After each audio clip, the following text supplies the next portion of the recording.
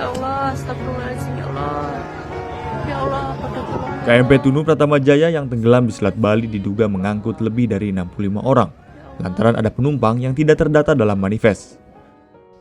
Kacaunya data manifest ini membuat warga yang berdatangan ke Pusat Informasi Pelabuhan Ketapang, Banyuwangi, Jawa Timur bingung.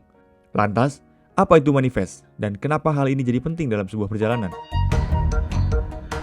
Manifest adalah dokumen resmi yang merinci daftar barang, penumpang, atau muatan yang diangkut oleh kendaraan, seperti kapal, truk, dan lainnya. Dokumen ini begitu penting dalam pengelolaan transportasi dan logistik, karena berfungsi sebagai dokumentasi dan pemantauan, taat hukum, keamanan dan keselamatan, pengendalian dan manajemen inventaris, hingga klaim asuransi. Beberapa hal yang paling disoroti adalah keamanan dan keselamatan. Manifest yang akurat dapat membantu mencegah terjadinya kecelakaan akibat kelebihan muatan.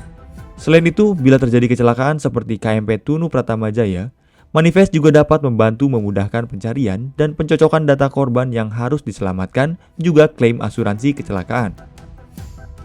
Misal, saat hendak menyeberang pulau atau menggunakan kapal laut, petugas setempat akan mencocokkan data atau identitas para penumpang dengan yang tertera pada tiket.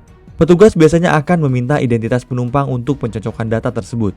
Terkesan repot memang, namun semua dilakukan demi kebaikan dan keselamatan para penumpang juga. Dalam kecelakaan KMP Tunu Pratamajaya cukup banyak korban yang tak tercatat dalam data manifest perjalanan.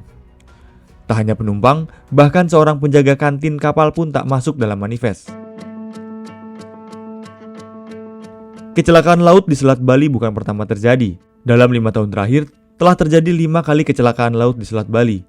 Semuanya berakhir dengan tenggelamnya kapal, kecuali pada tahun 2022, berupa kandasnya kapal akibat surutnya air pelabuhan di Gilimanuk.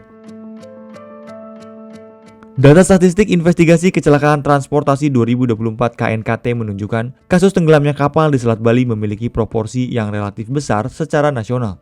Dari tahun 2020 hingga 2024, setidaknya terdapat 15 kasus tenggelamnya kapal dalam aktivitas pelayaran nasional. 4 diantaranya berasal dari insiden di Selat Bali dalam kurun waktu tersebut.